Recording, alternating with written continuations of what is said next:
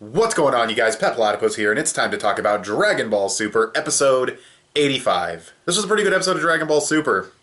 In terms of characterization, light characterization, but characterization nonetheless, it was actually a pretty great episode. We got to see a lot of the Supreme Kais interacting with each other, the God of Destructions interacting with each other.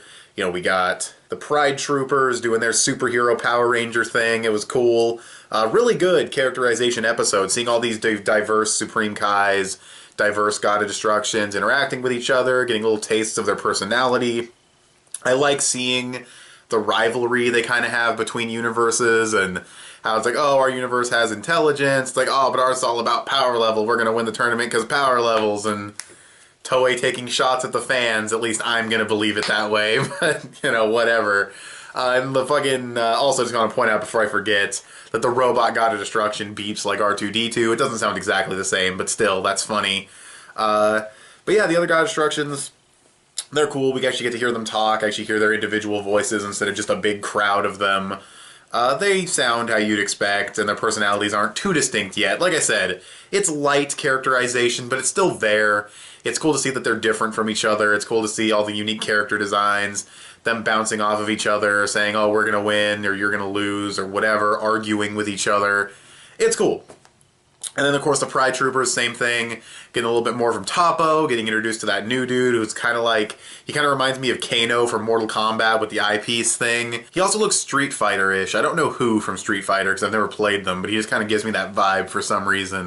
And then we finally see the man, the myth, the cat, possibly rabbit thing, the Beerus lookalike. We finally see him talk, we finally see him do stuff.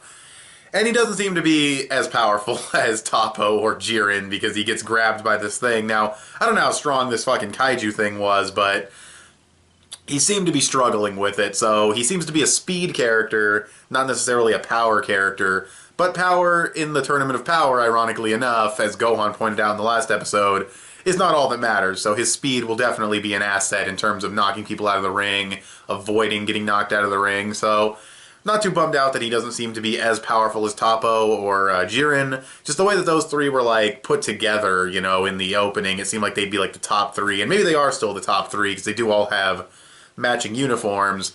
And this other guy, who seems to be a part of the Pride Troopers as well, he does not have that uniform. So that's cool. It seems that Universe 11 might actually be made up of entirely the Pride Troopers, which is really cool. And it's good to see a lot of them and them doing their job. And seeing Toppo in a suit, fucking 11 out of 10, Toppo in a suit. But that was great. The mustache and the physical build and the suit, it was all great. But seeing that and seeing them interact with each other, really important because it seems like they're going to be the primary antagonists of this arc. Now, don't get antagonists confused with villains. They're not villains. They are heroes of justice, but they will serve to be in the way of the main characters. They will be the biggest obstacle for the main protagonists to overcome in this tournament, which will make them the primary antagonists of this arc. But that's enough about the characters. All that stuff is good. What else do we get in this episode? We get Gohan finding Piccolo. That was a cool scene. Just the music coming in, Piccolo chilling on the rock, meditating. Looked cool. Says he's going to help train Gohan. Gohan didn't mention the tournament yet, but obviously Piccolo's there. We've seen the opening. So then there's also Boo being skinny, fighting Goku. Honestly felt kind of fillerish. I mean, it's cool that Boo has strategy. It's cool that Boo now understands that you can't kill, so you have to knock him out of the ring, and he does that to Goku, so he is good in combat. No one can question that Boo is very skilled in combat. All versions of him are very good fighters.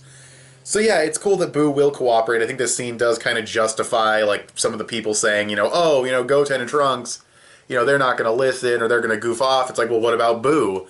Boo he knows the game plan now. He's on the same level as Goku. Excuse me, not strength level, but you know what I mean. He's on the same level with Goku, like, you know we gotta do strategy, right? You know we can't kill. And Boo's like, alright, cool, now I know. So it was important in that sense, but still, them sparring, it was so brief and, like, so just kind of there. It was alright, but it felt kind of fillerish for the episode, like it wasn't really necessary, especially since Boo will most likely get fat again anyway. So it really isn't even, like, I don't know. I don't think we needed this scene, but anyways, then we get Goku finding Dende, and then go find Android 17, and I'm pretty sure that's the episode.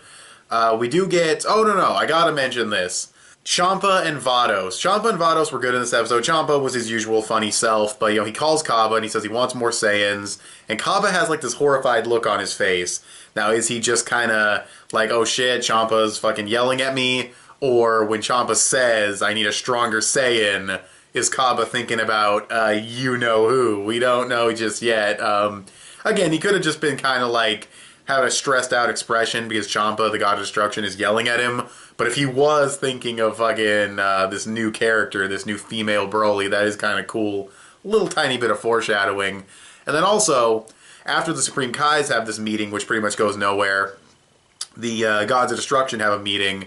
And not all the Gods of Destructions hate Goku. And they don't all hate him for, causing the tournament. Some of them still do. But as Vados points out, Vados. Oh my god, I'm so glad she brought this up because I didn't think anyone was going to bring this up again after it was first mentioned. Goku saved at least one universe, gave them all a fighting chance. She said you should all be indebted to him. But no, they're still pissed at him for being chummy with Zeno and being disrespectful and all this shit. The one God of Destruction, though, the female one, she's like, nah, he's cool, he's beautiful, the typical fucking, oh, that's ugly, that's vulgar, that's beautiful. She's that kind of character. So yeah, she's cool with Goku, it seems like, but everyone else is pretty miffed at him. Even Universe 10's God of Destruction, you'd think Gawasu would, tell him about Goku and Vegeta in Universe 7 and how they saved the future. Well, actually, I guess they didn't, though. Actually, I guess they kind of failed, so maybe Gawasu... he's probably still on decent terms with them, but he might not look at them very highly, when it comes to, their universe and their mortal level and everything. I don't know. We'll have to wait and see how that unfolds, since they have already interacted with Gawasu before. But yeah, it's a good episode. It's a really good episode for characterization. The Majin Buu versus Goku stuff felt kind of fillerish, felt like it was kind of padding out the episode. Didn't seem 100% necessary, but it was okay. My only other criticism of this episode is that I felt it was a bit choppy, which usually isn't a case for a Dragon Ball or really anime episodes in general. But it felt kind of choppy, just the way it would cut between scenes. It didn't really feel like it was easing you into the scenes that it was cutting to. It was just kind of like, oh, here's Supreme Kai of fucking Universe 11, and oh, now he's in a different place, and he's talking to all the other gods, and it's like, okay. Then we cut back to Goku, then we cut over to Universe 11, Toppo doing his thing, and that scene's really good. Then we cut over back to Goku, then we cut to Universe 6, and Champa doing his thing, and this is a lot of cutting around, and not in a flowing kind of way. It felt kind of choppy, but not really that big of a deal. The pacing was still okay, and I don't live in a bad neighborhood, so having a siren go by is really fucking random. But anyways, there isn't a ton of story progression in this episode. Goku knows where 17 is, which was the goal from the last episode. Go to Dende, find him. That didn't happen until the end of the episode. But we did get good progression as far as the Pride Troopers go. They have a really cool ship, by the way, like that whale-looking spaceship they have. Awesome. That's just a really cool spaceship. So yeah, that's pretty much it. As far as the preview goes, I'm a little concerned about Goku going Super Saiyan Blue again. I know he wants to test these opponents and see how far they can go against someone as strong as him, because there will be people like Toppo and Jiren there. But we'll have to wait and see if Android 17 really is competing with Super Saiyan Blue Goku. I don't think he's going to be that strong. Goku's probably holding back, but he will be a fair bit stronger than he used to be, I'm assuming. And then this spaceship shows up, and I don't know what that's about, but I saw Naoki Tate in there. He's definitely animating for the episode. Looked like he's doing quite a bit, too. A lot of smoke effects towards the end of the preview that were his, and then that scene of Android 17 at the beginning of the preview blocking all those bullets. That looked like him as well, so I don't know if he's supervising the episode or just doing key animation on the episode, but either way, always exciting to see Naoki Tate doing work on Dragon Ball Super, so that's cool. I'm a little concerned with how long it's going to take to get this tournament started, because it ended on what, 82 was Goku versus Toppo, so 83, 84, 85, it's only been 3 episodes so far, but hopefully it doesn't take too long, because like I said, the Majin Buu stuff in this episode felt a little bit fillerish. I hope they don't pad it out too much. I kind of want them to, so that the actual fighting can get the animation that it deserves and needs.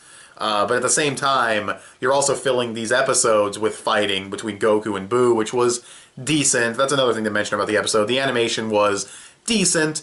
There's good cuts, you know, the initial starting of the hand-to-hand combat between Goku and Boo, Boo getting those energy blasts started, the Pride Troopers, some of their poses and stuff. There was good cuts of animation in the episode for sure here and there, but overall, it was just a decent-looking episode, which it didn't really need to look incredible anyway.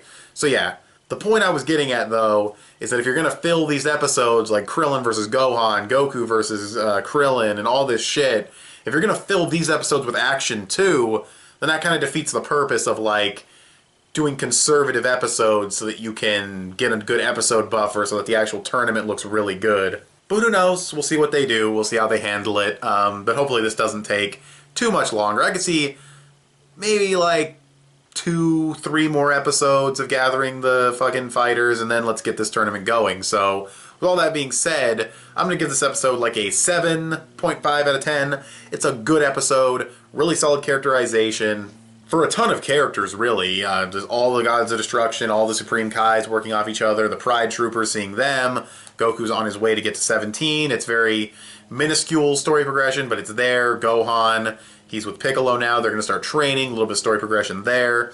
Pacing was solid, episode was a little choppy. Loved that Vados brought up the Goku thing and Zeno already going to destroy the universes anyway and Goku giving them a fighting chance. Really glad she brought that up. Sexiest thing she's done. I'm joking. But still, so glad someone else brought that up. Possible little bit of foreshadowing of female Broly with Kaba there. Really cool, honestly. It's a fun episode. Just a little choppy. Some fillery stuff with Boo and Goku that I didn't think was necessary. And that's about it. So, with all that being said, what'd you guys think of this episode of Dragon Ball Super? Go ahead and tell me in the comments section below. You can also give this video a thumbs up and share it on social media. Both those would help me out a lot. Subscribe if you haven't already, if you like what you've seen here. Click that little bell to get notifications when my videos go up. I want to thank you guys for watching, and I'll talk to you guys later. Bye.